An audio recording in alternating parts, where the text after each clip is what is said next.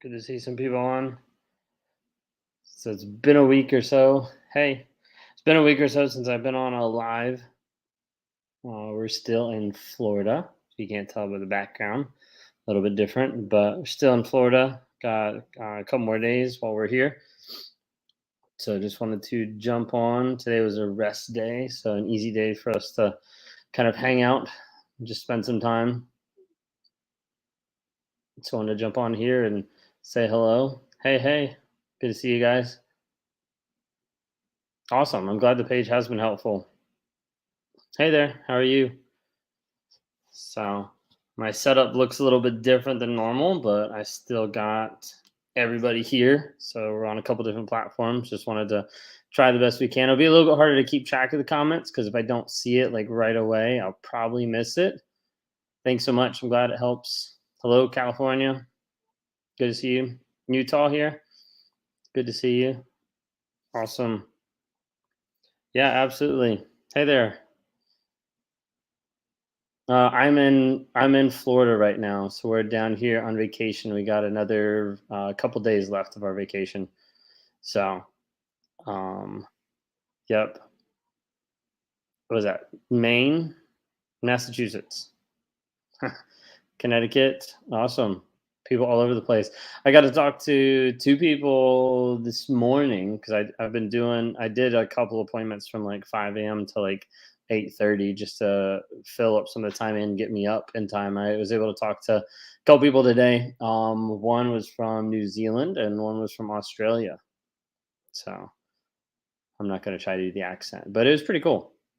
So we've been down here in Florida we're here for a total of 2 weeks. Had a total of 5 different days, kind of spread out that we were going to Disney to show Sophia Disney and stuff like that. So she turns 3 May 16th, and so we timed it just right. That way we could get into Disney with her being free. So not until they're 3, so it works out kind of perfect. So we had this vacation planned for a good while, and we were finally able to do it. And right before we went on vacation is when I quit my job. So now we are full time with Raw Motivations, which is super awesome, super excited. And yeah, there's a lot of different things coming. So one of the things been working on is the Narc app. Working on releasing a new course coming up on the Narc app about boundaries, that was put together by Bree with Abuse is Abuse. If you haven't seen her stuff, she's got some really awesome stuff, especially with the parent child dynamic with narcissism, with narcissists and stuff like that. So got that coming out, and then also some exclusive stuff. I put out a link on my stories the other day. It's also in my bio of having people fill out just a questionnaire of when we're going to start doing some exclusive lives, some lives for people that are in the app that have signed up for the app, and then also for we're also going to be doing some exclusive like Zoom calls. So people that are inside the app already. Hey man, good to see you. Thanks, man. It took me a second to connect who that was. Good to see you, P-Town. Thanks, man. Yeah, I will stay in touch. But yeah, some stuff in the app. We're going to be doing some exclusive lives coming up, and also some exclusive like Zoom calls for people that are inside the app. So we're super excited to be rolling a bunch of stuff out. So, anyways, hello. Still getting a bunch of people saying hi on all the platforms. But anyways, good to see you guys. So yes. So yep, in Florida right now. So it's a little bit different background than normal. So just popping on here. I don't know if this will be the full Thursday Night Live. We probably aren't going to go 2 hours, but we'll at least knock out a good solid hour here, just to be able to give you guys some answers, everything like that. Thanks so much. Good to see you guys. All right, cool. Y'all ready to rock and roll? Why do you think narcs try to punish their ex by not seeing the kids? So there's an aspect of used as punishment. There's an aspect as well where they just don't care. A lot of people think, that they should love the kids or that they would love the kids, but in reality, like they really just don't care. Um, do many victims develop PTSD with secondary psychosis? A lot of victims like develop like CPTSD. So PTSD, from what I'm aware of, is the idea of like one traumatic event. CPTSD is like complex, so it's over a period of time. So it's like consistent trauma, basically, is what like develops that. My husband is doing all the opposite of narc. Not sure what the question is. So why do they say they will take their kids for full custody? It's all about control. It's also about power and control, being able to control the situation, be able to control the other person, and to be able to control the image. So looking good by getting the kids, looking good by keeping the kids. How do you maintain grandiosity when you have an interview and you lied on your resume? Not really sure where we're going with that question. Definition is correct. Sweet. Thanks. Appreciate it. So, husband was a narcissist. Will my two kids be susceptible? Absolutely. So, it's very, very key to like make sure that you do your best to like be there for your kids and help support them emotionally. Like, make sure that they understand that they can come to you with anything and everything. Making sure that you're there for them, and that it's a safe place for them to express their emotional needs. It's huge. Do you think I'm in the wrong if I never talk to my narcissist father ever again? No, I don't. Like sometimes you have to set clear and definite boundaries, and sometimes those consequences are the fact that you're not going to talk to them again. They're going to be out of your life. So you never know. You might have to go no contact with a family member who is narcissistic. Do narcs ever contact you? Use oh, as in me? Yeah. So I do have some narcissists that contact me. I had a really good talk with one today who's actually been in therapy for over a year, working on his like self-aware journey. So it's really cool to be able to talk, and I think we're going to be working through some stuff as well. Then I have other narcissists that contact me and never contact me again, and I have a couple that I work with, and even with that, results are like 50-50. I think there's not like a consistency. So. I was supposed to meet with one today and they ghosted me. I mean, you never know. But I just want to tell you, proud I feel watching how much you've worked on yourself. Thank you so much. Appreciate it. So it's definitely been a long journey that we're still on, for sure. Was I wrong to stand my grounds in my divorce from my narcissistic husband? It's a very broad question, but if you're dealing with a narcissist, then no, like you need to stay under your ground. You need to have boundaries and you have consequences. How can you corner a narcissist in a custody battle? It's a very good question. I wish I had a really good answer for you, but I feel like I don't have the best answer. Really, a lot of it is keeping track of a lot of data, a lot of making sure that you know all the data about the situation.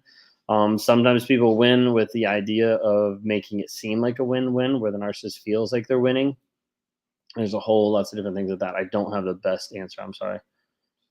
I've always heard it's true that narcs would never question where to go. Would never question themselves, never question if they are one. So how can they be self-aware? So there's an aspect that the majority of narcissists have some self-awareness to some point. I mean, when you think about it, they don't do the same thing to everybody.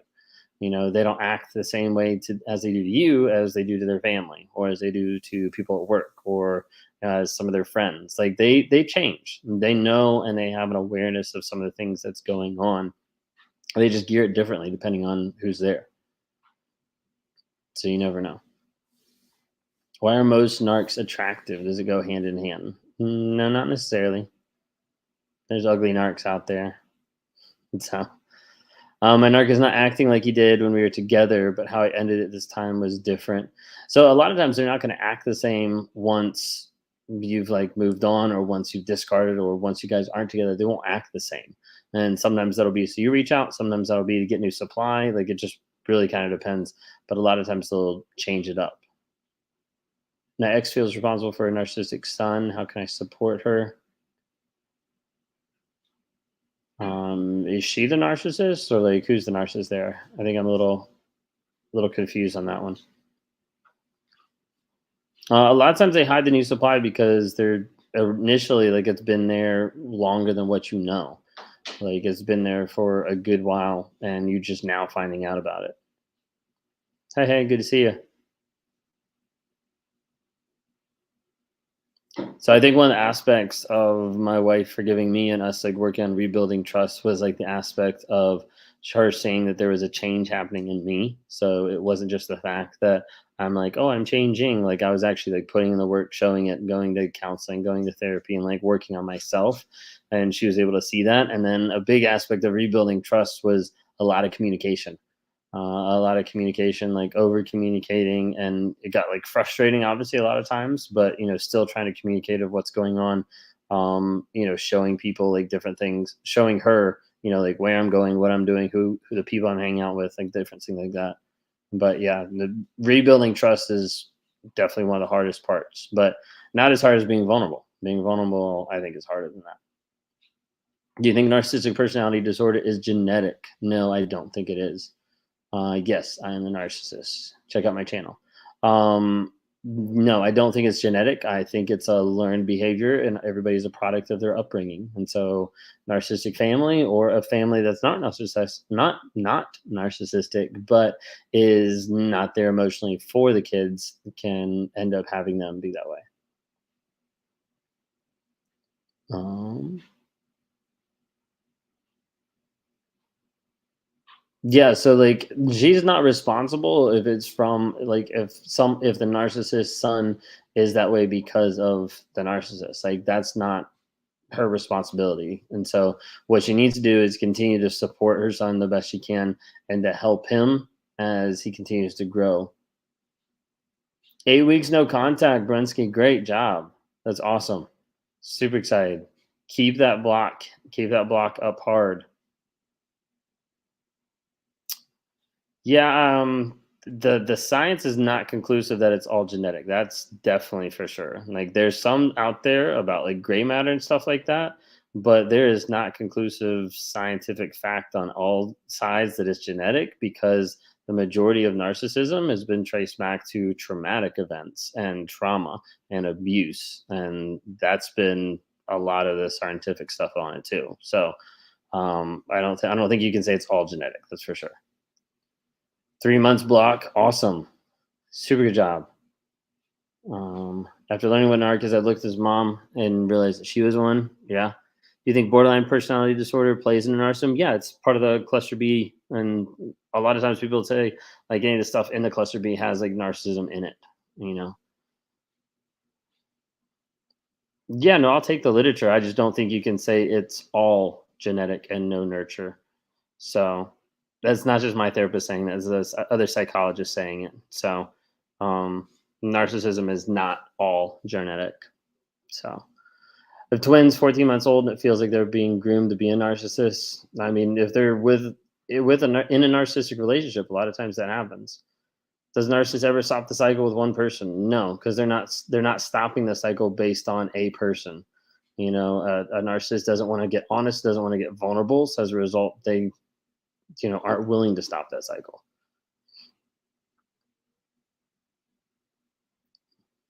Believe my narc has CTE, which included frontal lobe damage. However, the family situation was accurate also. Hmm. Too personal to ask, but do you know what trauma caused your narcissism?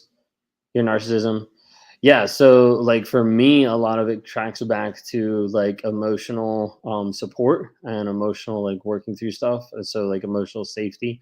I don't have specific like one event because there's a lot of stuff like in my past, in my childhood, that I can't really tap into. So that has been some of the stuff, the inner child, going back to the child work, some shadow work, stuff like that I've been doing with my therapist to kind of get back there and see some of it. But there is an aspect of some of my childhood that's pretty blank at times. And so that takes time to kind of get to that. But yeah, no, that's a good question. 6 months to the day since I exposed him with two other women, never broke no contact, and he's not tried to reach me any other method. That's good. Yeah, I would definitely say keep that no contact, make sure they're blocked. Yes, I have tried EMDR therapy, so I'm a big advocate for it. I've done it. My wife's done it.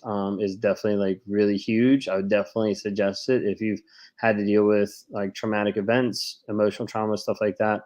Is definitely huge. So definitely would recommend EMDR. So I did it for about, I don't know, 4 months, 6 months, something like that. But yeah. Blackouts. A little bit.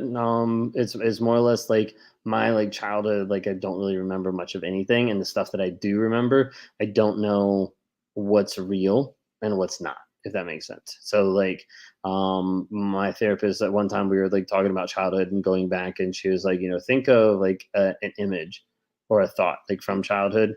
And whenever I did, I couldn't really figure out like, is this image, is this thought like me, or is it something else? Like, is it like a picture that I've seen, or is it an actual memory that I have? Uh, Give me 1 second. Sophie is crying.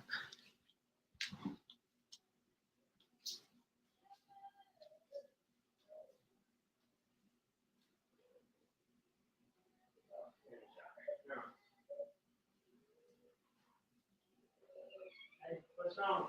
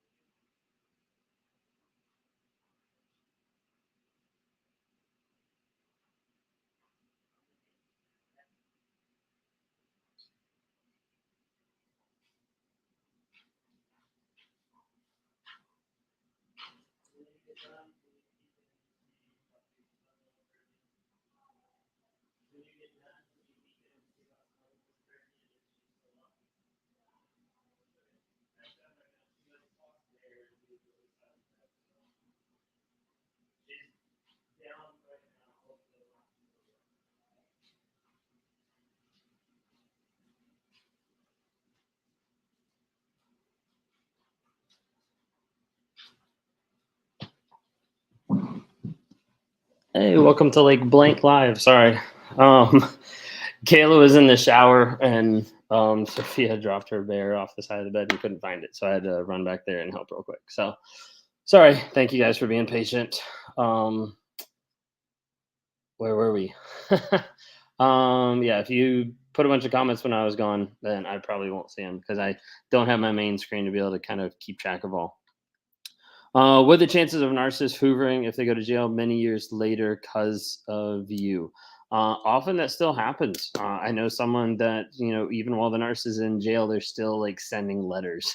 They're still like messaging and like talking to people while they're in jail. And I was like, be careful when they get out because you never know. How do narcissists age? Do they get worse with age? Oftentimes they do get worse with age.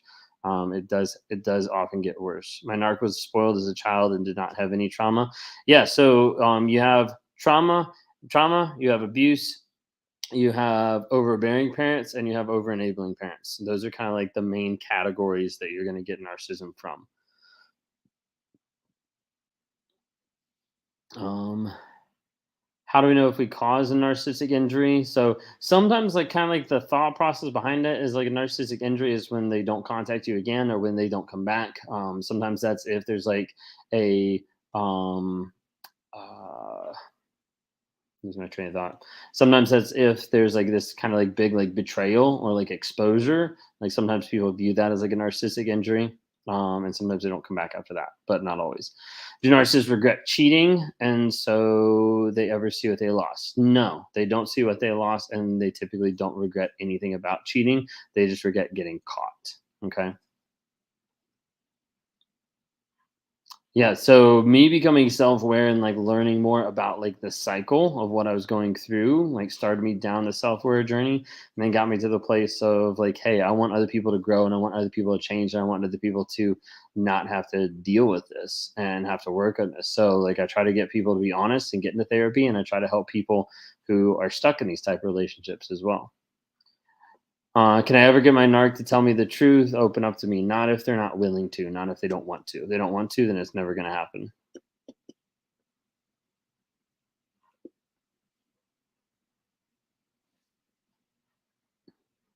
My narc is delusional after 10 years. Now, when I talk to him, Go on. Now, when I talk to him, he's weird and seems delusional. That is a good question. I'm not really sure how to answer that one. Sorry.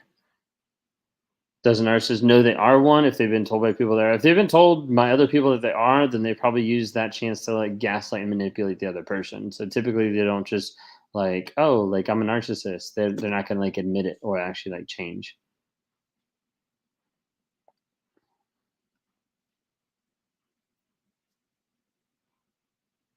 When I was leaving him, I saw myself in his eyes like the worst person. Yeah, so a narcissist like wants you to leave, and then at the same time, like sometimes you'll see like when you get ready to leave, like they'll actually like try, or they'll actually be like, "Oh, like I want us to work, etc." Because they want you to be the one to actually pull the plug, to file for divorce, to be the one that moves out, etc., etc. If they can have that, then they can look like they're not the bad person. Danny boy, I mentioned I'm not going to be able to keep track of all the comments because I'm just going off of a tiny screen. So if I don't answer it, throw it back in. But it's nothing personal. Got a lot of comments going everywhere. Mine said he only went to in therapy to appease me, so I wouldn't leave, not because he wanted to.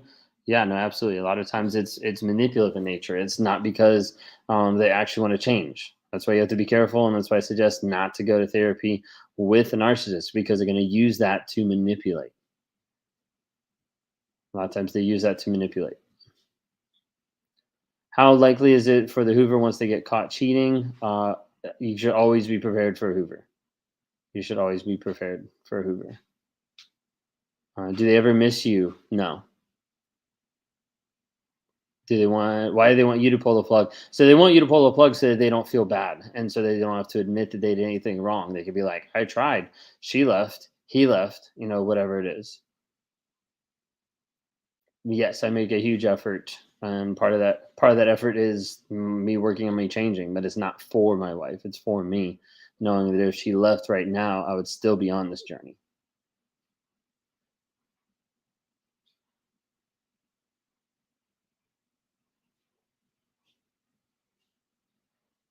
Be prepared for a Hoover, even after they discard you and went no contact on you. Yes, I would definitely say be prepared for the Hoover.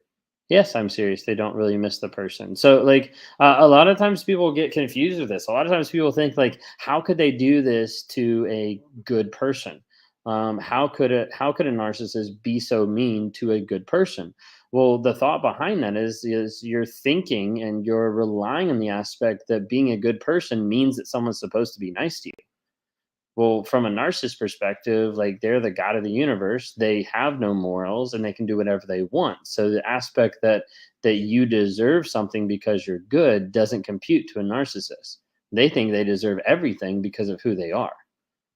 And so a lot of times people get confused that aspect of like, why would this person be so mean to me? Like I'm a nice, loving, good person. The narcissist doesn't care. If they did care, then they would have started to change themselves. They would have started to change in the relationship. A lot of times people get confused about that. Yeah, they miss access, they miss your energy, they miss the control. They miss the control of another person. So if your ex was a narcissist, you're not necessarily going to become a narcissist. It's from childhood. You don't contract narcissism, like the flu later on in life.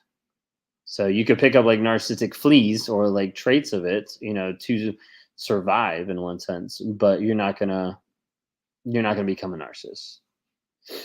If they go no contact with you, will they reach out to your friends? Sometimes they will. Depends what they think they can get away with or what the point is. Can hoovering include negative behavior, negative attention? Absolutely, because you can have positive supply and negative supply. A lot of times people think of like the positive supply of like getting something from somebody. Also, there's the aspect of getting negative supply. Yeah, so a Hoover. So a Hoover is the idea where the narcissist wants to get back into your life to be able to control you. So that's all it is. That's all it's for. So it'd be like the idea of like wanting to get back with somebody for the purpose of manipulating, for the purpose of controlling. So oftentimes with a Hoover, it's when they come back in, they love bomb, they manipulate, they lie, they do whatever they can to get back into your life to control you. Bergen, good to see you. Why do narcissist people refuse to pay child support even though they will get in trouble with authorities? Number one, because they don't care. They don't have that obligation. They don't have that thought process of like, hey, like this is something I'm supposed to do and I should do. That's like number one. They just don't care. Number two, a lot of times they don't feel like they need to. They don't feel like it's their responsibility or it's their obligation because they're trying to play the victim. Gina, hey, good to see you. Triangulation. Yeah, no, it's really good. I did a video on that just a little bit ago that came out.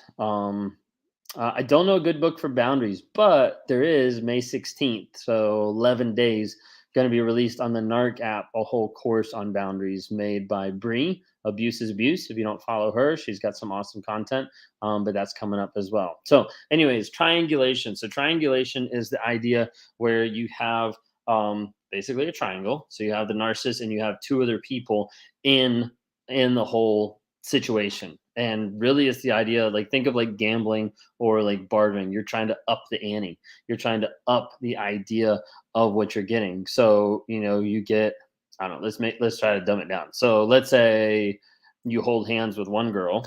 I'm gonna use girl since I'm a guy. Okay, you hold hands with one girl, so you go to the other girl and you're like, hey, this girl held hands with me. I think we should hug. And so this girl, you're now holding hands and you're hugging. And you go to the other girl and you be like, hey, the other girl, like she upped it. She said, I can hold hands, hug, and I could kiss her. So then this one says, oh, it can hold hands, hug, and kiss. And then like literally it just goes back and forth. Now, obviously that's a very like silly example in one sense, but triangulation is when you bring someone else into the relationship that you're using as a comparison, that you're using to up the ante of what you get. So it's the idea of let me put in the least amount of effort, but tell you that someone else is going to put in more effort, tell you that I can get more from another person, tell you that someone else is prettier, more attractive, sexier, like whatever, and see what that does. See how much the other person ups it. So as a result, you're raising the amount of stuff you get from another person without having to put anything else into it. That's the idea of triangulation. I want to tell my side of the story after the smear campaign so bad to the mutuals. So be careful with that. If some of the mutuals are their flying monkeys, avoid them and they shouldn't be in your life. If some of the mutuals are like your best friends that you know would understand, we'll clear the air with them and keep moving on. But otherwise, don't try to go on a big campaign to get rid of the smear campaign because it'll just make it look worse. So you have to be careful with that. People will see it after a while. People will see it after a while. We both admitted to being unhappy recently. He would not talk about it. Anytime we've separated, he'll rage and lash out. So if he wants me to do it, why rage? So the rage a lot of times isn't very controllable because they can't handle those emotions, those thoughts, and the shame and the guilt that a lot of times is lying under the surface. So they'll rage out. And so yeah, so like part of the reason there is like he'll rage out, but you'll have in those moments where they lose control, where they lack the control of being able to control the situation, and they'll still like rage. Like they'll still come after you in one sense. Any advice when you see narcissistic traits in your son from X arc? Need help, feel so helpless. So, number one is learn as much about narcissism as you can. Number two is grow yourself to be healthy, whole, and the best you can possibly be. And then three, be there for them emotionally and mentally so they understand, hey, that you're a safe place. You're a place that they can come and they can talk to you just about anything underneath the sun. Yeah, triangulation works only if you agree to play along, but that's what all this is. Anything with narcissism only works if you agree to play along. That's why you have boundaries, and that's why you have consequences. Yeah, the rage is more about them as far as like what they can control, what they can't control, what's spiraling out of control, every single thing. Does my narcissistic ex feel like he's winning if one of my friends is still talking to him a little? Yeah, I could see that to some degree. I could see that to some degree. My ex, I believe he's a narcissist. He told my mom in a text that my nagging pushed him to the point he cheated, but he's been cheating on me.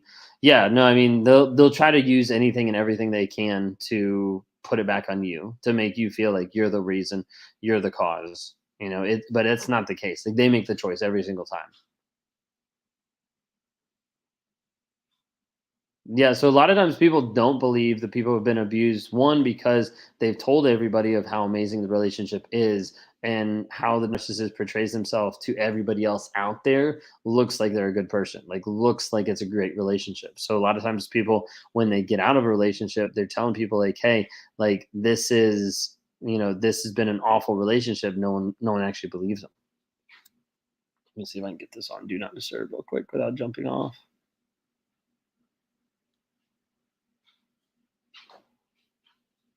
There we go.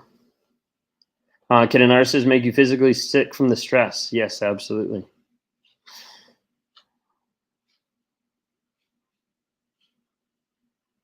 Can a narcissist actually trust and behave in a romantic relationship with boundaries? Typically, they don't agree to boundaries. They don't follow boundaries, and they're not willing to. So a lot of times, you won't see that.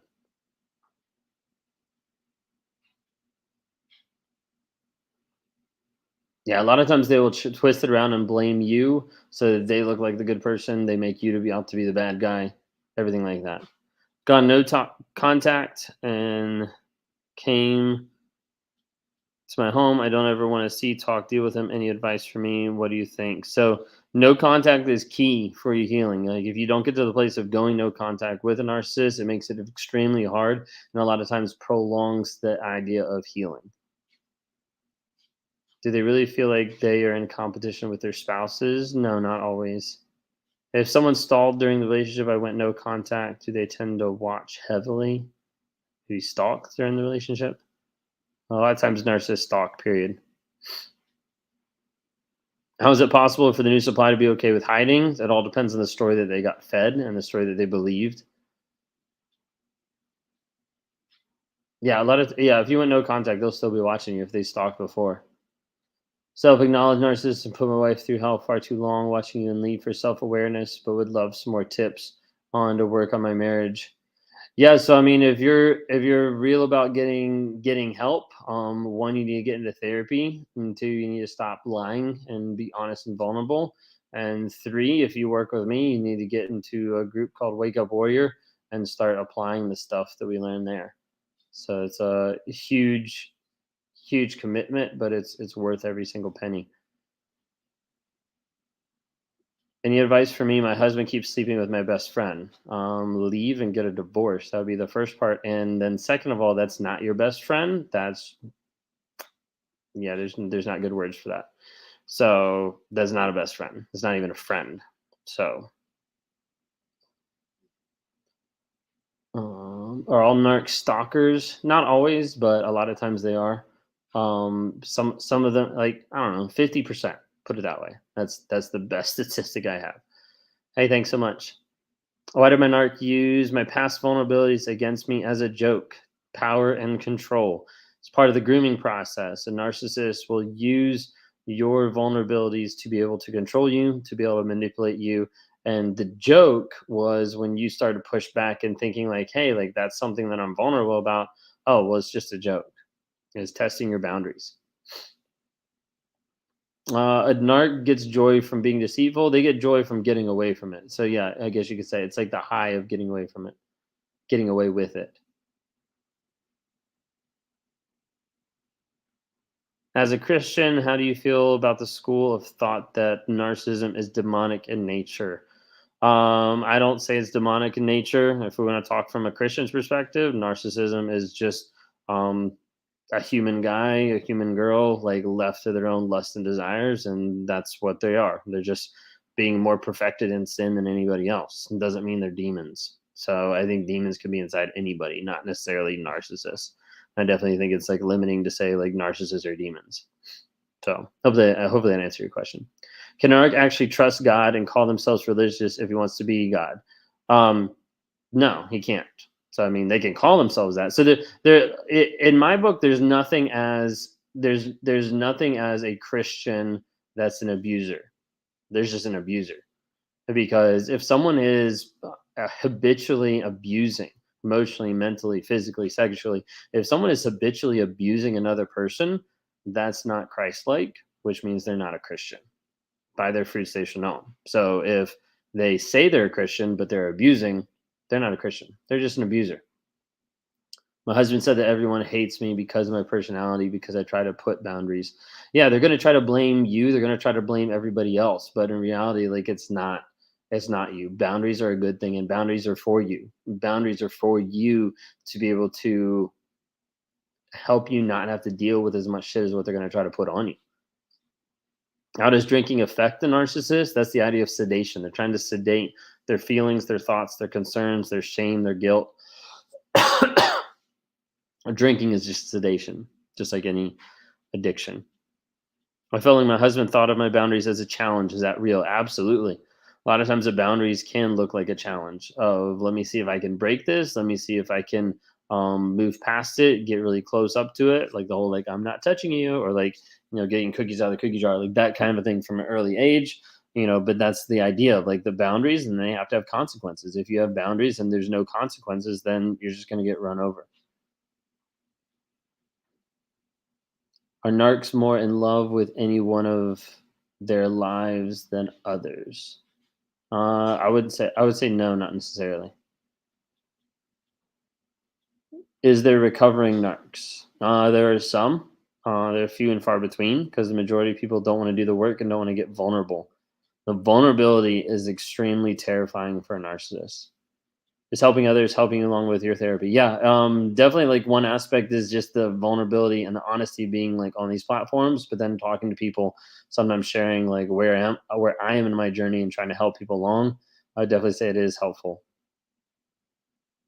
Is it common for a covert narc to be vile and sick with people in jokes or physically? I would say yes. Do you think 16 months of going to a every day can change a narcissist? Probably not. I'd say like therapy and them doing like a lot of the work. Like they really have to go deep. They have to go deep into who they are. When is the best time to talk to a narcissist? Never. Yeah. When's the best time to like convince them that you're right, or convince them on a point or something? Like, no, like it's not at all.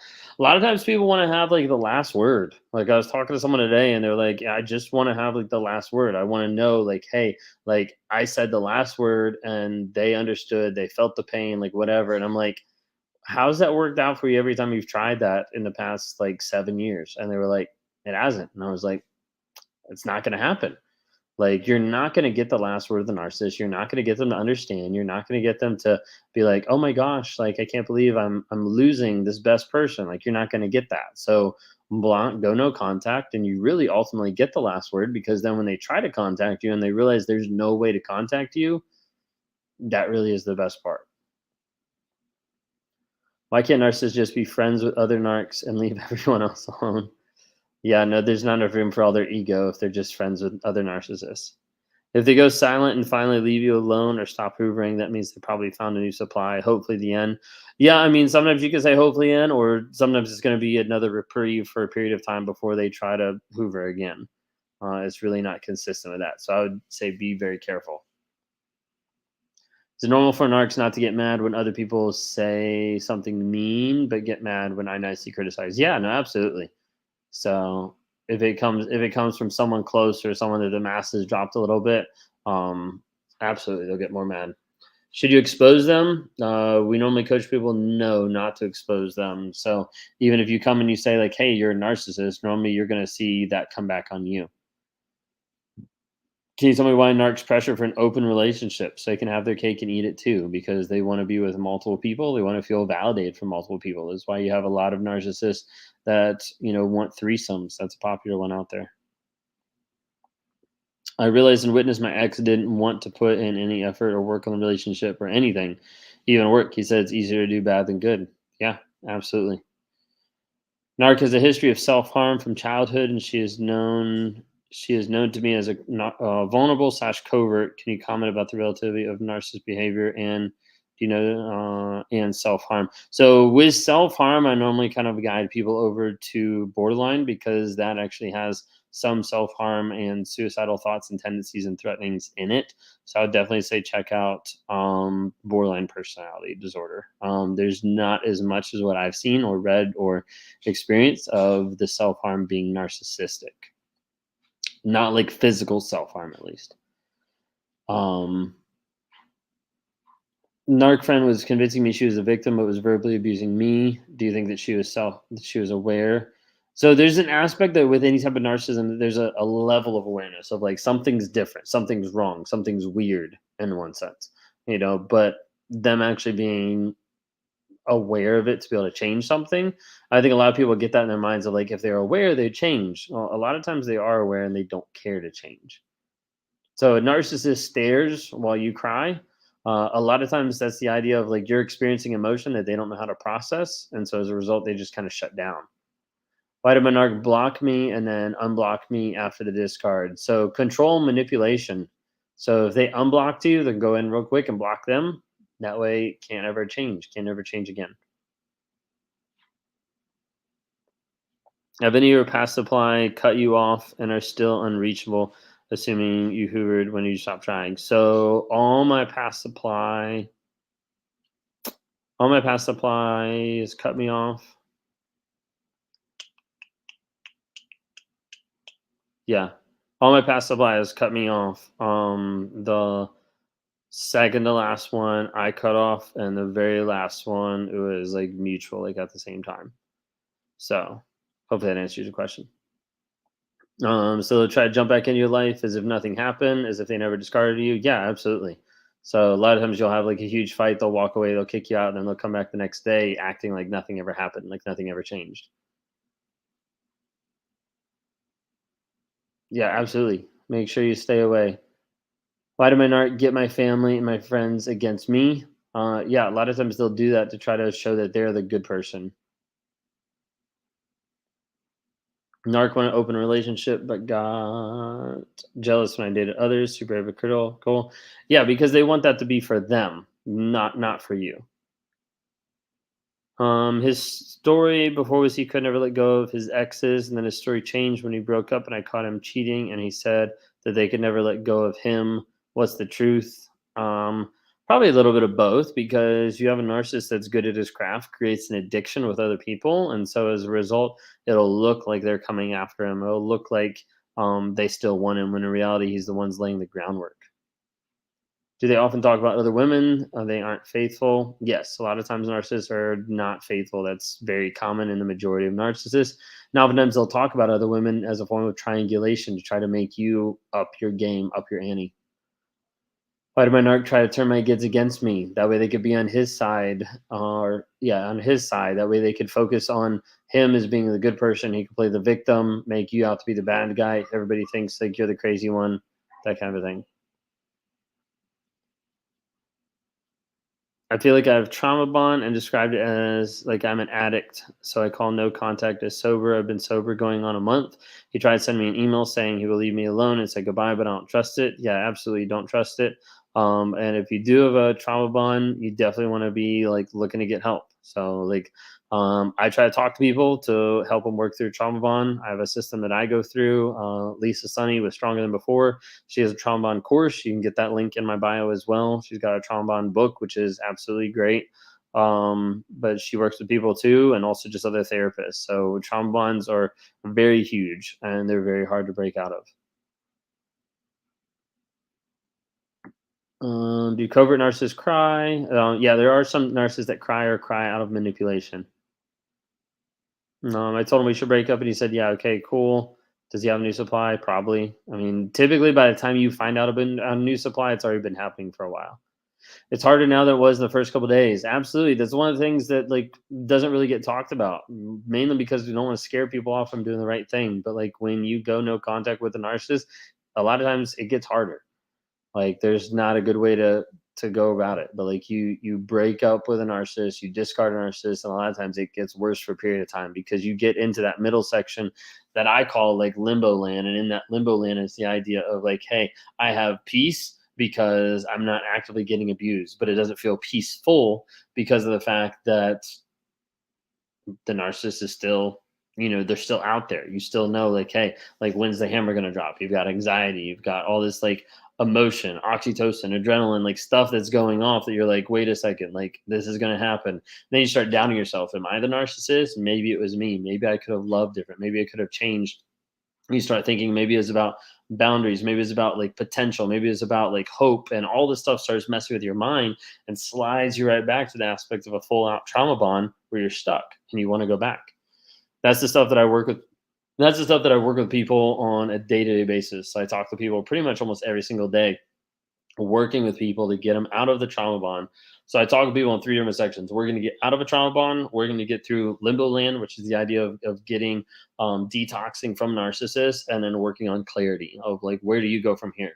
What's your vision and values? What are the aspects that is going to mean success and growth as you continue moving forward? So you can get to the place where you've grown so much that you look back on yourself and you're like, wait a second, like I don't even recognize who I was. And if that narcissist came back into your life, they wouldn't even do anything to you because you'd be like, there's not even a pull there. But a lot of that is about breaking that trauma bond and working on developing that new story that you need to work. And the thing is, like people get in the idea of wanting to get through and wanting to get past the pain, the hurt, and get healing as fast as possible. And you can't rush it. And a lot of times people try to rush it. And when I'm talking to people, I'm like, hey, like you're trying to get past it. You're trying to get over it. You're trying to get under it, around it, whatever. You got to go through it. And that's one of like the hardest things that people don't realize is like you have to take the moment and work through the process, because if you don't go through it and actually rewire your brain to what you're thinking about the narcissism, about what you're thinking about the relationship, you'll get sucked back in almost every single time. So it's really crucial. That's what I work with people like on a day-to-day basis. That's what I'm working with people. I'm working people through those multiple avenues. So the trauma bond, working through limbo land, and then clarity. And we do this in like multiple sessions where I'm able to set it up and like show you like, hey, here's the tools. Now let's have you like, I'll walk you through it. Let's have you do it. Now let's have you implement it multiple times. And it's stuff that you have to start implementing in your life on a day-to-day basis. And when I see people do it on a day-to-day basis, when they're working on the news story, when they're working on rewiring their mind of how they're thinking about the relationship, living in the truth and the facts of the situation, we start to see like that change and everything go from like slow to like ramp up really fast when they start getting that healing. It's really awesome to be able to see. So yeah, you can go to any of my platforms and click on the link for the one-on-ones. You can go to rawmotivations.com and it's got a link there to do like one-on-ones as well. So one of the big aspects of breaking the trauma bond is one, acknowledging like the actual story that's there, because most people are believing a hope, most people are believing a fantasy. Most people are believing the lies that the narcissist put around you. And so a lot of the aspect of breaking a trauma bond is going no contact, because it gives you a chance to be able to step back and actually start acknowledging, hey, this is what's happened in the relationship. The narcissist I dealt with was a host of an online show. The Flying Monkeys were fans of the show. It took me a year to get over it. Yeah, that's wild. On average, how long does it take people to break the trauma bond? Um, that's hard. I would say it also depends on. That's a good question. Okay, let me put that first. On average, how long does it take to break the trauma bond? One, I would say it depends how long you've been with the person. So, like, someone who's been with a narcissist for 1 month versus 10 years, like that trauma bond is a little bit less ingrained, or more ingrained, depending on the person, kind of thing. So, I think the time that you've been with the narcissist, or how bad the abuse was, like how bad it got in one sense, can lead into that.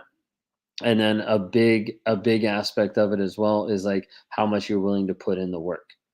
How much you're willing to put in the work of your healing. Because it doesn't happen quickly. It doesn't happen quickly. So I've been using an example recently that I heard on a podcast, and I like looked it up just to be able to like make sure. But the example of buffalo and cows. Do anybody know this example? So the idea of like buffalo and cows. How can I stop attracting narcissistic people? Stop being attractive for a narcissistic person. So like have boundaries, have consequences, build your self-worth, your self-control, your level of understanding about narcissism, so that you don't attract them by how you're living your life. A lot of it is changing and growing and developing you to be that strong person that doesn't need that validation from a narcissist. Um, Anybody heard about the buffalo and cows? Anybody? So what it is you have cows that when they're spooked or when they're afraid of something, they run away from it. Okay. And you actually have buffalo that whenever they're scared, they actually run towards what scares them. So, like in the West, you'd have these thunderstorms that would pop up and they'd move across the plains. And what you'd have is the cows would see the thunderstorm and they'd run away from it. Well, obviously, a thunderstorm is going to go faster than a cow. But over what's going to happen is like as the cow's running along, the thunderstorm's coming along and they're going the same direction. Versus the buffalo, whenever they get scared, they actually go in the opposite direction. They go towards the thing that's making them scared. So as it, oops, plugging you in so that you don't die. So the buffalo runs in the opposite direction. So the buffalo runs towards what they are scared of. So the storm pops up, the buffalo actually runs towards it. What it does, it minimizes the time that it's in the storm, versus the cow maximizes the time that it's in the storm because it's running away from the storm that's following them. And a lot of times, this is the mindset of people who want to heal. They think that, hey, here's the pain, and I want to run away from the pain. I don't want to go through the pain. I don't want to work through the pain. I don't want to work to acknowledge what happened to me, to acknowledge my feelings, my emotion, the story that I'm believing, put it up on trial with the facts, and be able to come up with a new story that I have to apply to my life every single freaking day. And so as a result, they run away from the pain. And as they run away from the pain, that keeps following them because they haven't done the work to get the healing, versus actually going straight into the storm, dealing with it is what actually gets the healing. And so it's hard because like when you ask a question of how long does it take to change, how long does it take to heal? A lot of times, and I'm not calling you out because I don't know where you are in your journey, but a lot of times when people are asking that question, they're looking for a time frame, a timetable so they can knock it out as quick as possible. So they can say, hey, check, check, check. I'm done. I'm healed. I'm good. I can move on. Now I can date. Now I can find a person. Now I can, move on with my life. When reality, like that's not the goal. Like that's not the point. Like the point is, let me look inside myself. Let me work to do the healing, because there's a big aspect in talking with people on one-on-ones and like working through the process, working through the healing, that we start off talking about the narcissist. We rewire the story that you're telling yourself by talking about the narcissist and talking about the situation. And we go through that kind of stuff. But then it changes. And we stop talking about the narcissist and we start talking about you, your self worth, your joy. You're working with it so that you can get to the place of healing and growth and not going back. But a lot of times people want to put a timetable on it and they want to say, hey, I just want to get better. That's great. I want you to get better too. I want everybody to get better. But the thing is, you can't rush your growth. And if you're not willing to put the work in every single day to change that story in your mind and to apply it to your life every single day, then you're just the cow running away from the storm. So, moral of the story, be the buffalo, embrace the pain, run into it so that you can work on your healing. Otherwise, if you just try to run away, you prolong it. That's my little soapbox for the night. Hope you enjoyed that.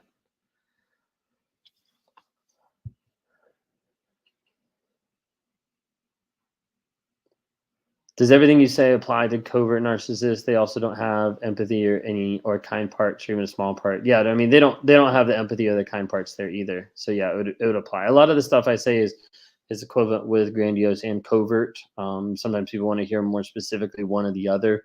I don't have necessarily um, what am I looking for? Like videos like just on one or the other. What makes a narc not want a Hoover? Not want. Typically, they're always going to want to. Sometimes they won't because they're afraid to. Because if they do, maybe they'll go to jail. Maybe they'll get exposed about something. Maybe they'll lose their job. Maybe people, say something, or they have like blackmail on them in one sense. Like that, there's a couple aspects like that. So, do they want one person or a bunch? Is it a challenge? Do they get bored? Yes, they do. They get bored. And a lot of times they want the person they can't have, or they want a bunch of people and to see what they can get away with. Hashtag I am the buffalo. I like that. That's pretty cool. Thank you, man. I appreciate it. Maybe I should add that to my hashtags. I am the buffalo. Maybe we'll put on a shirt or something. Or be the buffalo. I don't know. Someone will probably find something weird to say about that. But yeah. Well, narcissists end up alone. If they're not willing to change, then yeah. or they'll end up with someone who puts up with that type of abuse. But yeah, they typically are going to end up alone. Eventually, we'll see about getting a shirt or something. I still don't even have a logo. We haven't even got that far. But it's all good. I'm trying to get someone to help me like do a logo, but a lot of it I just haven't had time. If my ex like a year and a half ago moved on, I can't get over it. I left him, but I cry every day. It's been a year and a half. Yeah. So a lot of times the hard part is like in that trauma bond, it doesn't get fixed overnight, but it doesn't get fixed if you're not changing the story. You're not changing the story that you believe, because what happens is you start believing in a fantasy and a hope and a potential that's not actually there. You have to work on changing that. That takes process. That takes some time, and that's what I try to walk people through. We walk through what's the trigger, what's the feelings, what's the emotion, what's the story underneath that you're telling yourself. We put it on trial. Take that story and what are the facts that support or deny that story. Then as we go through that, then we develop the new story that's based solely on the facts. And as we do that, that new story has to get implemented and ingrained in your life on a day-to-day basis. Like honestly, it should be at the point where I meet with you once and you figure out this is the new story. I meet with you a second time, you should be able to like quote it.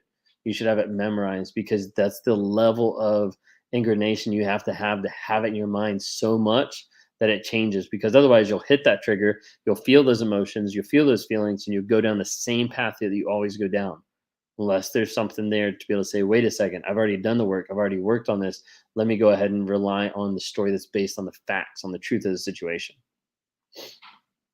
A lot of times you feel the safest with a narcissist because that's either what you were brought up in, you were raised in a narcissistic household, or one that was emotionally unavailable. And then with narcissists, it feels like you're the safest because that's what you view as being safe. Like you view that as being either love, or you view that as being like the best you can get.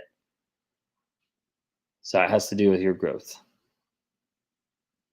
With so much narcissism awareness, do you anticipate a healthier future for people? We can only hope for that.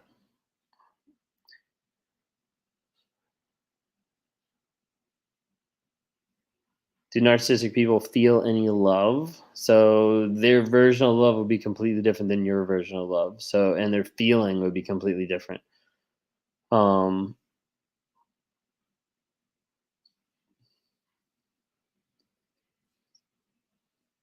I don't know what that question is going to. Sorry. So yeah, so like the aspect of they're not necessarily like feeling low, like, oh, like I have these like crazy like emotions about this other person. Like, no, it's more or less like what they're gonna get out of them.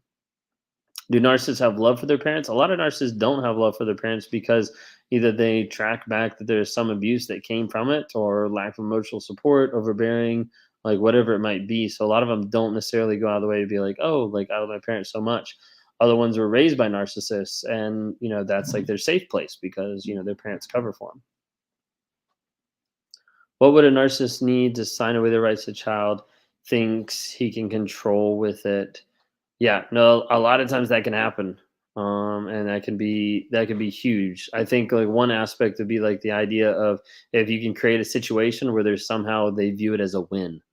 Like sometimes I've even phrased it with people like going into court of like the idea of like phrasing it so the other person, realizes how much of an inconvenience the kids are going to be, and they'll look like a better parent if they do this. If there's a way that you can help their image look better and in their head, sometimes there's a chance along those lines to be able to get custody with having it a little bit better. Are the friends of a narc enablers if they don't try to intervene knowing about the narc's abuse? Yes, absolutely. And if they're your friends, you better go ahead and block them too, because they're no friends of yours. Hello from Houston. Good to see you. What's your definition of a good supply? Narcissistic. Someone who's willing to take shit and keep taking it and not care. Someone who has no boundaries and no follow through. Someone who's willing to worship the narcissist and not stand up for themselves. Those are the main three I can think of off the top of my head. Hopefully that helps. Why does he expect me to be a certain way? And does he put the same expectation on himself? No, he doesn't put the same expectation on himself. Narcissists are very hypocritical. They expect you to act one way, but that doesn't apply to them. Not at all. Does not apply to them at all. Do narcs ever want you back even after 5 breakups? So they want you back as far as like the level of control. They don't want you back as like, oh my gosh, I love this person so much. They just want you back because they are in control of you. Okay. Can you still be trauma bonded after going no contact? Excellent question. Yes, you can absolutely be trauma bonded after going no contact because it has to do with your healing. It has to do with working on your story, with putting in the work to change you. So the trauma bond is huge. Like a lot of times people are like, I just want closure and they're looking for closure. You don't get closure from another person. A lot of times people are like, I just want closure from the narcissist. And really what it is they just want the narcissist to admit what they actually did. Like they want the narcissist to admit, I did this or I hurt you, or they want the narcissist to feel. And it doesn't work like that. Like that's completely different rule book, completely different game in one sense that they're not going to connect with.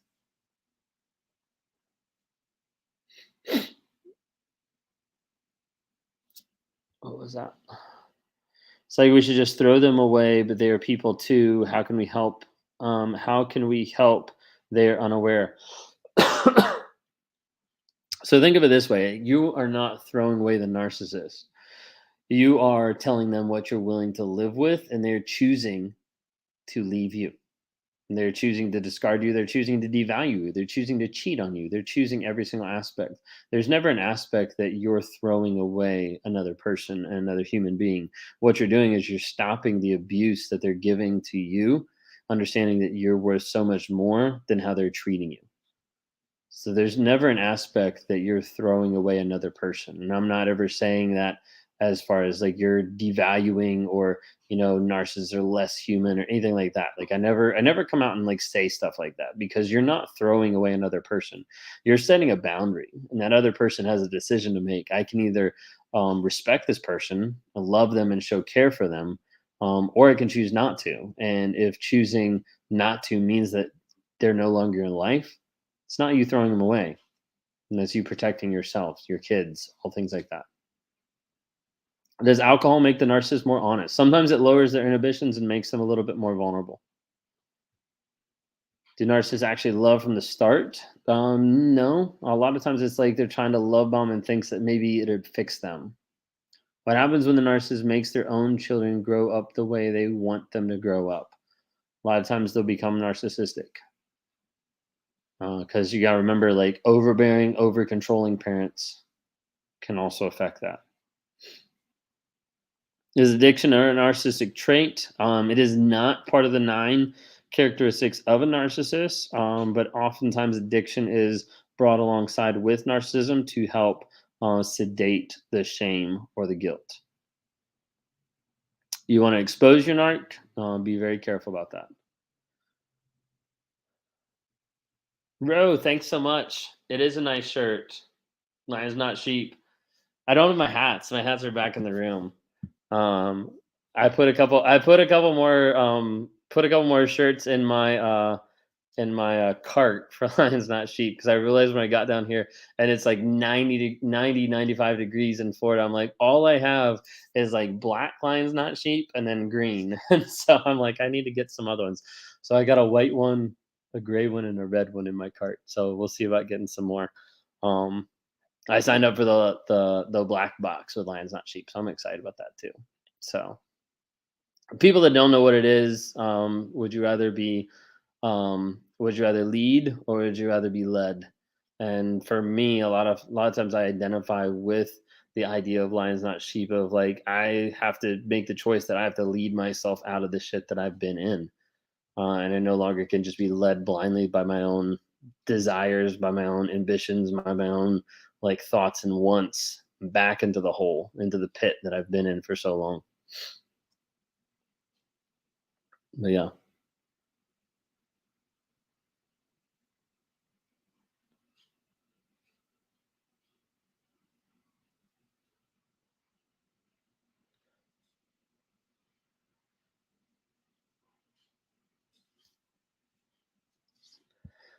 living with purpose. Yeah, absolutely. She keeps talking to a guy who continues to flirt with her. Interesting. So obviously, if that's your person, he doesn't really care about you. So be careful. How can he be engaged and still go out with someone? Is that a trait of a narcissist too? Engage and like still like cheat or still go out with other people? Like power and control. Please be live. We need more answers. I am live. This is me. I am live right now.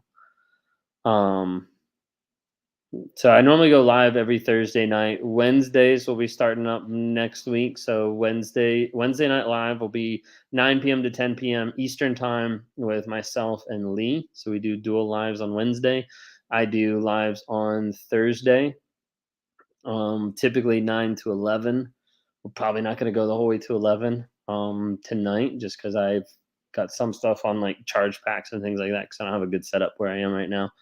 Um, we are going to be doing some more lives exclusively. So if you haven't already, check out the NARC app. NARC, NARC, Narcissistic Abuse Recovery Community. So check out the NARC app either on Apple or on Google Play. You can download it because people on the NARC app, and you can also go to my bio and um, fill out a survey of when you want some of the lives. So we're actually going to be doing some exclusive lives. So people that are in um, yeah, I'll answer the one-on-ones in here in just a second. So, people that are in the NARC app, we're actually going to be doing live events that are just for people in the app. So it'll be a way where you have an unlisted live where you're able to log in and interact, and it's only the people in the app that are invited. So it'll be a little bit closer knit group to be able to help people with growing and with healing. If you're in the NARC app as well, especially as a premium supporter, there's also going to be a private Zoom call that we're going to be doing once a month. So basically, not just like kind of like the one-on-one idea or like a live, but actually like interaction. So like people can get on with their cameras on and like be talking to one another.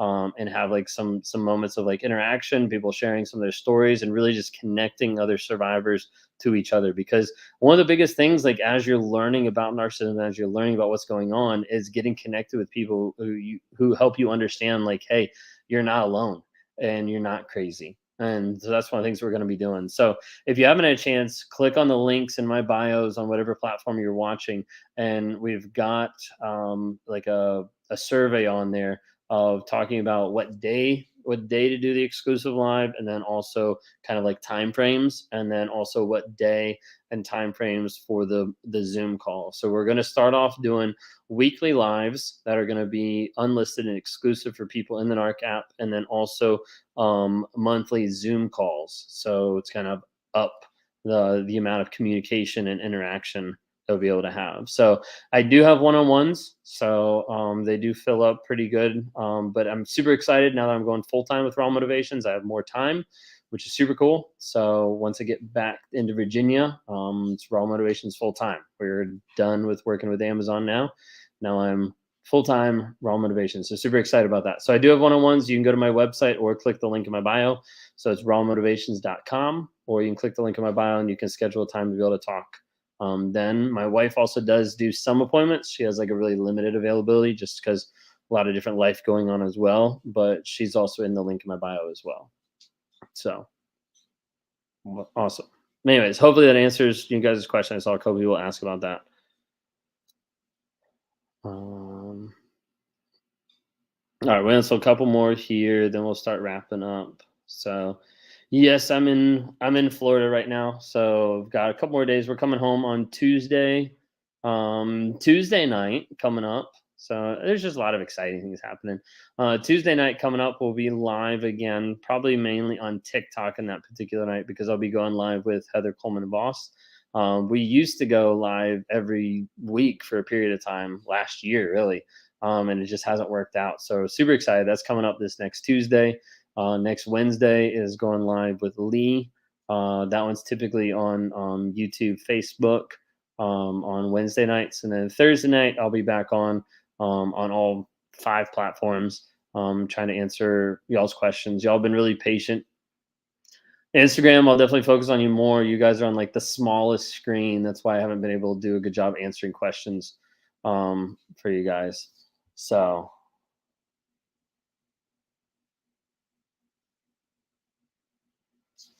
But yeah, I've been trying sushi in Orlando. Oh yeah, I saw you said you live in Orlando. Yeah, we're down here for a couple more days. So I was actually going to be down here in like the last couple days of the trip. I was actually going to be speaking at a place, but it ended up getting like rescheduled and things like that. So we ended up having a couple of the days here. So it's kind of cool. So we went and been doing some of the Disney stuff and like SeaWorld and a couple of sites, different things like that. So we came down to Florida right before my daughter's third, why am I saying it weird? Third year birthday. She's turning 3 in like a week, like 11 days. And so we came down like right before her birthday, so that we could get in with all the Disney stuff, and she's still free, which is kind of a perfect timing in one sense. So down here for a couple more days, then we head back home. So, but yeah, awesome. Will filing for protective order for harassment keep the narcissist away?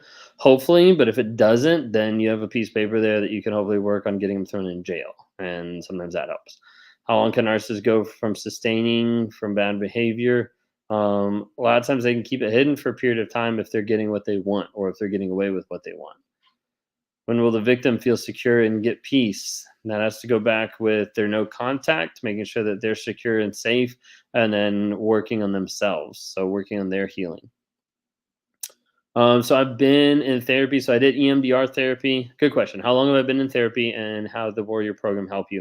So I've been in therapy now for over like 14 months, like one on one with my current therapist. Before that, I did some EMDR therapy as well. That was really helpful in dealing with like some past trauma and stuff like that.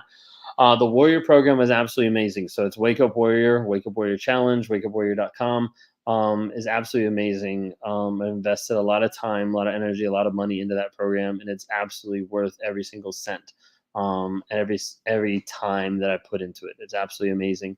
Um, and the Warrior program like starts off with the idea of like you have to be honest, like you have to stop fucking lying. Is really what it comes down to, and how to live real, how to live raw, how to live relevant to produce results, and how to be able to change your life and to change it on all four aspects of your life. So that's the idea of body, being, balance, and business, and those four areas are huge in the program. Like that's what the program is built on, and working on growing myself in all those areas. So like how am I taking care of myself like physically? How am I taking care of myself spiritually? How am I taking care of my wife, my kids, my relationships? How am I taking care of like my business and my long-term growth, things like that. So Wake Up Warrior was absolutely huge. I got to it at a place in my life where I was tired of the religious aspect. I was tired of the Christianity aspect of like, well, you're not doing so great. Like, you're struggling with narcissism. That's great. Love God and it'll get better.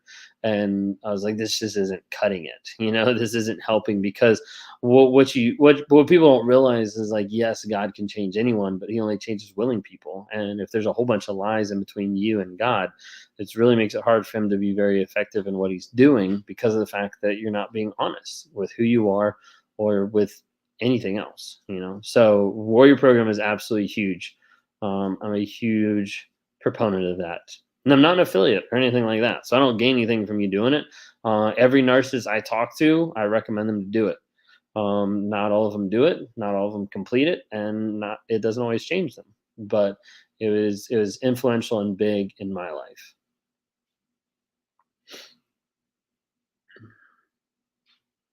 My therapist told me the good and the bad of my narcissists are both real, and to focus on and nourish the good. Thoughts on that? Yeah, no, I mean I could see that. The thing is, you have to have boundaries and consequences so that you don't stay and focus on the good so much that you ignore the bad and you ignore the pain and you ignore the stuff that they're actually doing. So you have to be careful of that. But it is when with a narcissist, like when you actually like walk into the shit of what's inside them and you sit in the middle of wondering, am I the man or am I the monster?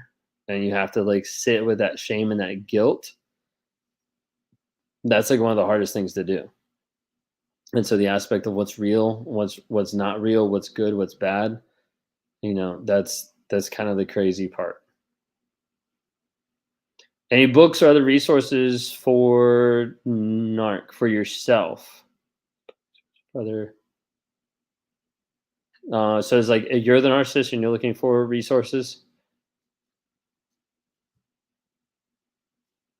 I think that's what you're asking.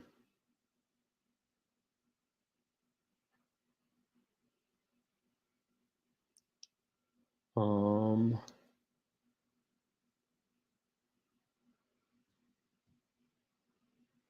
yeah, narcissist at work is like really rough. I would check out some of the stuff with Heather Coleman Voss.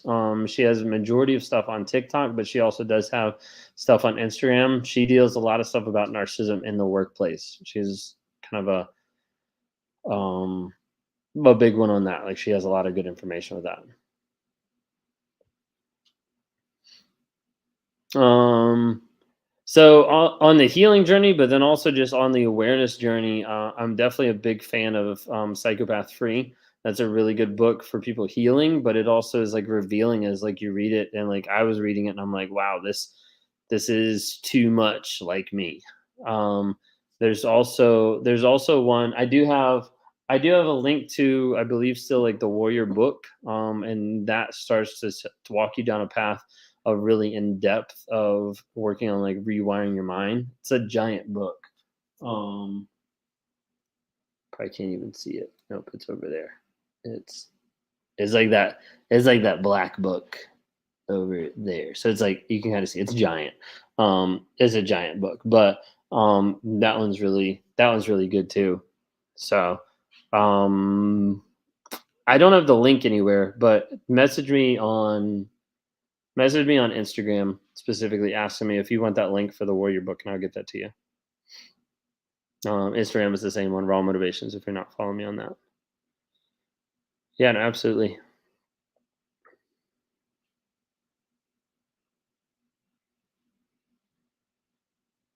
Yeah, so Psychopath Free you can get off of Amazon. So I don't have an affiliate link or anything like that. Just Google Psychopath Free on Amazon. You can grab that. If you're interested in the Warrior book, they have the Warrior book and also Be the Man book. Um, they are great resources, but I'm still a huge proponent of like take the challenge. Like the 30-day challenge with Wake Up Warrior is absolutely amazing. And right now it's like $700. When I first came through it, like a couple years ago, it was like $100. Now it's like 700 is worth 7,000. Like I kid you not. Like a lot of times people are like, oh my gosh, like I wouldn't spend that much money. Like no, like it's worth thousands of dollars. Psychopath Free is great for victims. Yes, 100%. Helps them come to terms with stuff that's going on. My wife does speak from the victim's point of view. She hasn't really done any videos. We've done a couple lives in the past. She's hopped in and out a couple times. She does have a couple like one-on-ones open. They're pretty few and limited. If you click on the link in my bio or go to my beacons page, you can see some of those as well.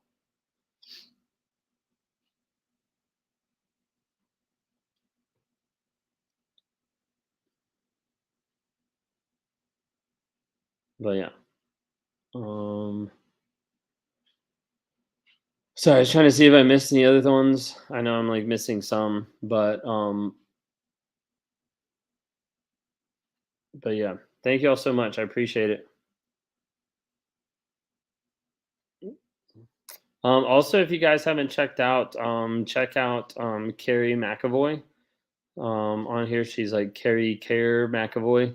On a lot of different platforms. Her website. Let me see if I have it because she actually has.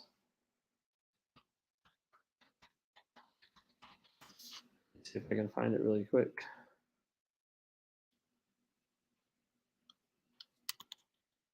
I could if I could type.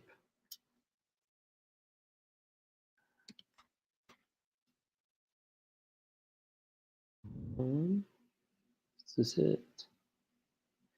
Yeah, so if you guys are looking for resources, one, whatever you're following, you can follow Carrie Care McAvoy, PhD, but you can go to her website, Carrie McAvoy, McAvoy PhD.com, Carrie McAvoy PhD.com, and she's got mental health resources there.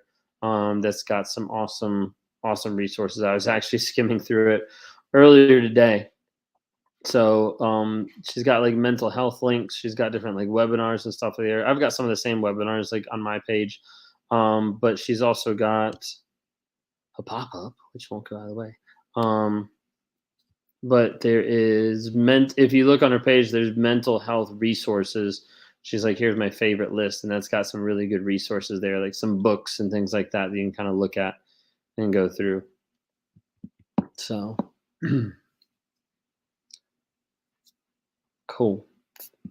Well, if y'all ever want to talk sometime or do like a one-on-one, kind of like walk me through your situation, like really like the three main things I try to help people through is to break out the trauma bond, to get through limbo land, detoxing from the narcissist, and develop like clarity and future vision and values so that they're replacing the negative triggers with positive triggers as they continue to grow and become high performing in all aspects of their life. So that's really what I focus on. Some of my stuff is going to be changing, developing a little bit. As far as like some of the packages, we're going to be updating those, scripting them out a little bit more, just so people have more of an idea of like what I do, like how we dive into it, like breaking out the trauma bond, walking through the feelings, the emotions, the facts of the situation, helping you rewire that thought process, rewire the mind.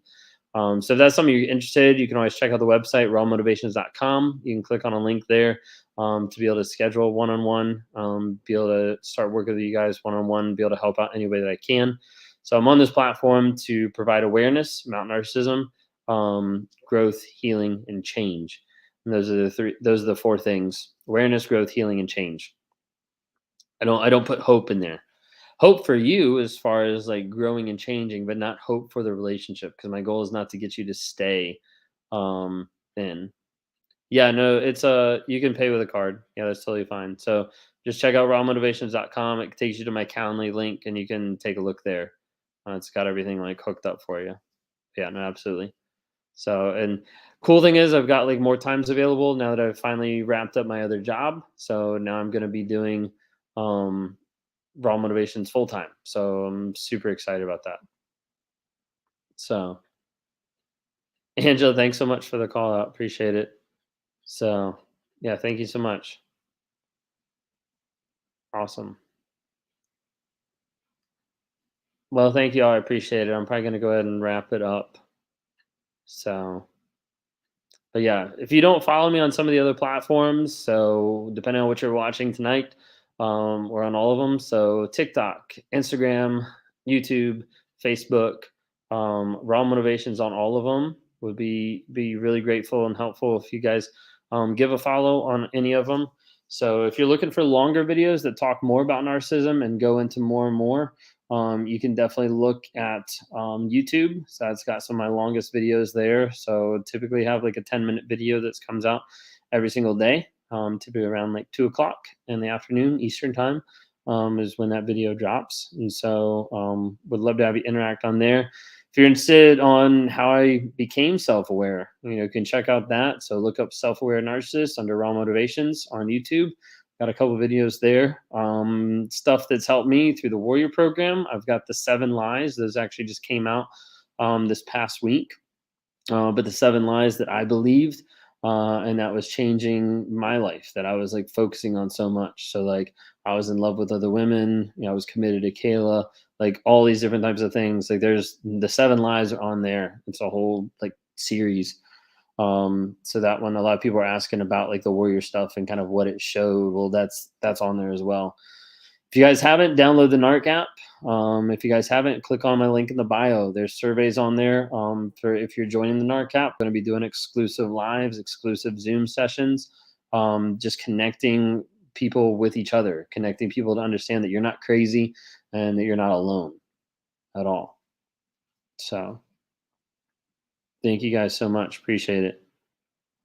Yeah, no, absolutely. I'm glad that it helps. So not everybody likes what I do on here, but I try to be able to help out as much as I can, just sharing like the thought process, sharing like the mindset. It's not pretty, it's not easy. It's not easy on my side, like dealing with it. Like there's some stuff when I was going through some of the content that I used to make the YouTube videos that narcissists groom their victims. Like that was some really, really hard stuff. because I was starting to realize, like, hey, this is stuff that I've done that for the longest time I've told myself and convinced myself that I was doing this out of like love or care, or I thought that I was doing this in a good way, and I realized like it was just manipulation. It was just grooming. And that was like a really hard chapter to read in Psychopath Free, but that's what those videos are on. Narcissists groom their victims. It's like a 3-part video on YouTube, so check that out. But anyways, thank you guys so much. Appreciate it. We'll have to see about starting some shirts eventually. Hashtag I am the Buffalo or be the Buffalo. I like be the Buffalo. I like be the Buffalo because that would produce a lot of questions. Like people ask you, like, what's your shirt? Like, why does your shirt say be the Buffalo? Like, what is that? And be like, well, I'm running into my pain to grow from it. Running to healing versus away from healing. We could have some cool taglines. Be cool. Anyways. Thank you all so much. Appreciate it. So lives will be back. Next week coming up, TikTok Tuesday night. TikTok Tuesday night, 9 p.m., 9 to 10 p.m. We got myself and Heather Coleman Voss. YouTube, Facebook. Shout out to you guys on Wednesday night. I don't know whose turn it is. So Wednesday night, either look at my page or on Lee's page. Lee Hammock, Mental Healness. Either my page or his page on Wednesday night, 9 to 10 p.m. Eastern. We'll be on there doing a dual live. And next Thursday, y'all just come back. And we'll be back on all these platforms again. So, yeah, you can book a chat with my wife. The link should be in the bio. It's like a Calendly link, chats with Kayla or something like that. So, but yeah, I've got that in the bio. She doesn't have many openings, but she does have a couple available. Awesome. Thank you all so much. Come back next week, Tuesday, Wednesday, and Thursday. If you guys don't have a chance, if you guys have a chance, if you don't have a chance, it doesn't help. If you guys have a chance, click on my link in the bio. Fill out the survey for some of the exclusive lives coming up with the NARC app. If you haven't downloaded the NARC app, just at least download it for me, will you? Just to be able to check it out. If anything, give me some feedback. Log in, set up an account. That way you can actually get involved with some of the community, interact with some people. Decide if you want to help like support some of the cause as we try to interact with other people and develop more courses, more features on it to be able to help people. Anyways, I think that's all I got. Thank you all so much. Appreciate it. We'll start signing off now.